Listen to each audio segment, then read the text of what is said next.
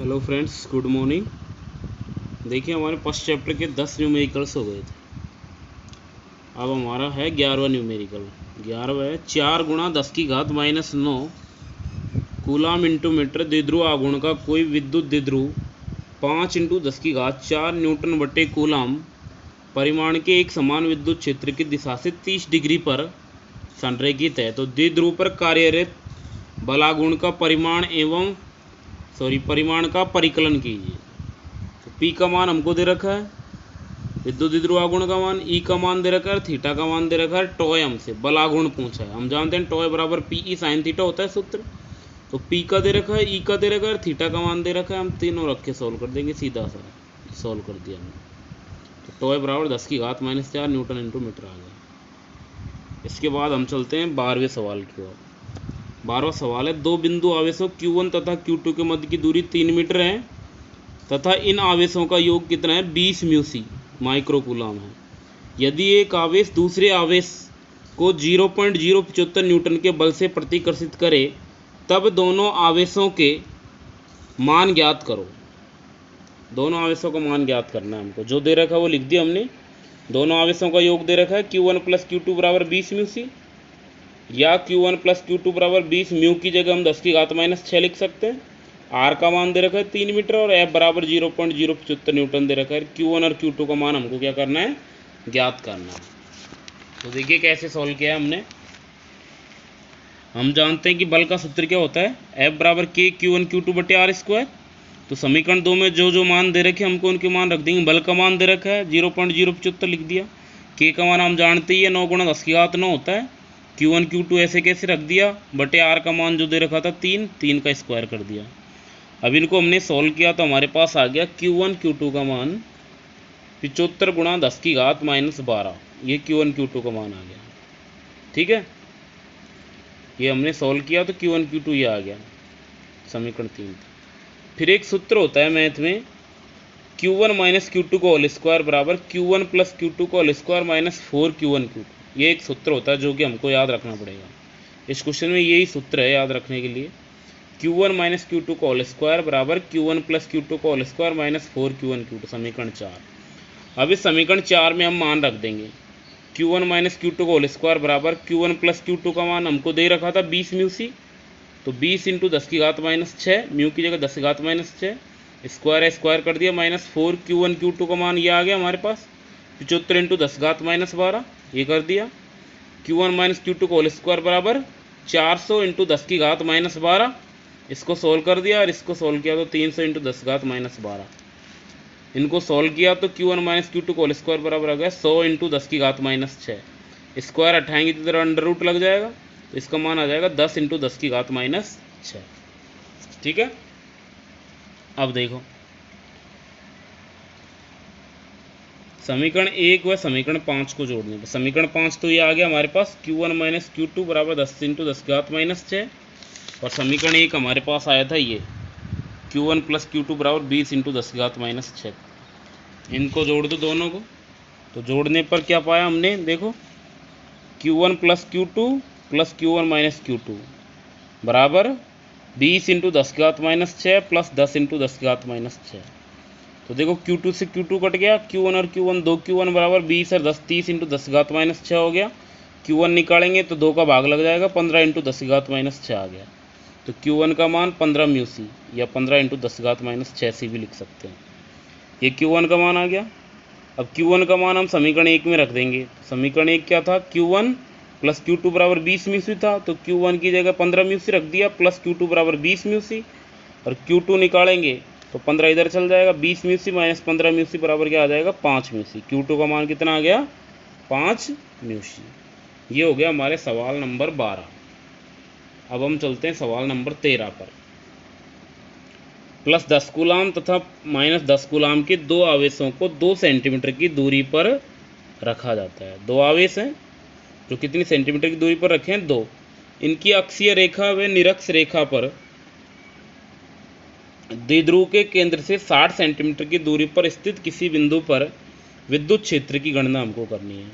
तो हमको दे रखा है Q1 का मान 10 म्यूसी, म्यू को हटाएंगे तो 10 × 10 की घात -6, और दूसरा आवेश दे रखा है उसका मान भी Q2 बराबर -10 × 10⁻⁶ 2a, दोनों आवेशों के मध्य की दूरी दे रखी है 2 सेंटीमीटर, मीटर में मतलब 2 × 10⁻² मीटर हो गया।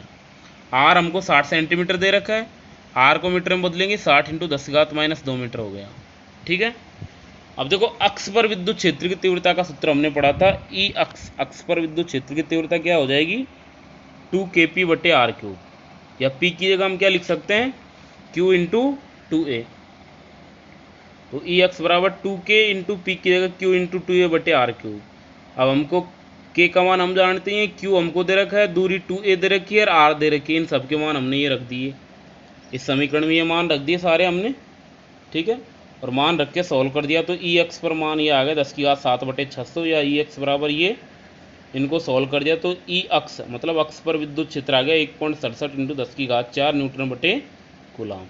इसी तरीके से निरक्ष पर निकाल लेंगे। निरक्ष का सूत्र क्या होता है kp/r3, या p की जगह q × 2a, ये रख दिया और इसमें भी वही मान रख दिया हमने, और मान रख के सॉल्व किया तो ई निरक्ष आ गया 0.83 × 10⁻4 न्यूटन/कूलाम। ठीक है, ये हमारे सवाल हो गए 13। इसके बाद हम चलते हैं 14वें सवाल पर। 14वां सवाल हमको दे रखा है, दो समान बिंदुवत आवेश Q जो परस्पर कुछ दूरी पर रखे गए हैं को मिलाने वाली रेखा के मध्य में अन्य आवेश q रखा गया है, तो Q का मान एवं प्रकृति ज्ञात कीजिए जिससे कि निकाय संतुलित अवस्था में रहे। ये हमें ज्ञात करना है।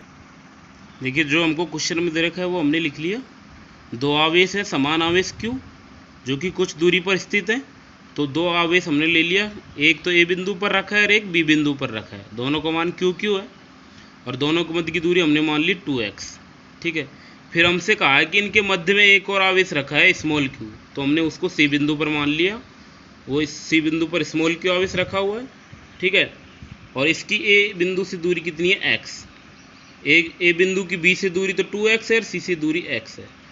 अब ये निकाय संतुलन की अवस्था में कब होगा, जब प्रत्येक आवेश पर जो लगने वाला बल क्या होगा, शून्य।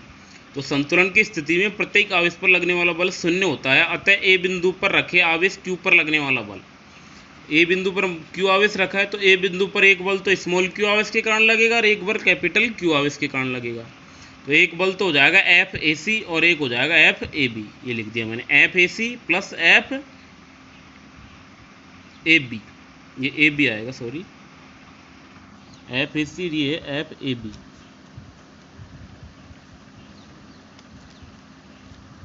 ठीक है, FAC प्लस FAB बराबर 0।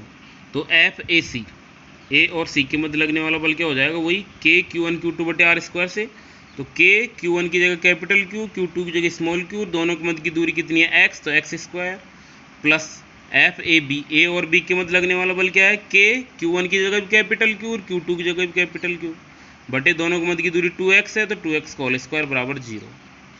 ठीक है, अब देखिए K capital Q small q/x², ये ऐसे कैसे, इसको इधर ले जाएंगे माइनस का हो जाएगा, Q और Q हो जाएंगे। अब देखो K से K कट जाएगा, x² से x² कट जाएगा और एक Q से एक Q बढ़ जाएगा, तो इधर स्मॉल q बचेगा केवल, स्मॉल q बराबर -q/4। स्मॉल q बराबर क्या बचा है, -q/4, माइनस हो रहा है यहाँ पे ध्यान। ठीक है, तो ये जो आवेश रखा हमने मध्य में उसका मान q/4 है तथा उसकी प्रकृति कैसी है, ऋणात्मक। ये हो गया हमारे सवाल 14। अब चलो 15। देखो 15वां सवाल है हमारे, एक समान विद्युत क्षेत्र में प्रोटॉन, ड्यूटेरॉन व अल्फा कण के त्वरणों का अनुपात ज्ञात कीजिए। प्रोटॉन, ड्यूटेरॉन और अल्फा कण के त्वरणों का अनुपात हमको ज्ञात करना है। अब देखिए इसका उत्तर, हम जानते हैं कि त्वरण A बराबर क्या होता है, F/m, और विद्युत क्षेत्र में बल का मान क्या होता है, F बराबर QE, तो A बराबर F की जगह QE लिख दिया हमने, QE/m आ गया।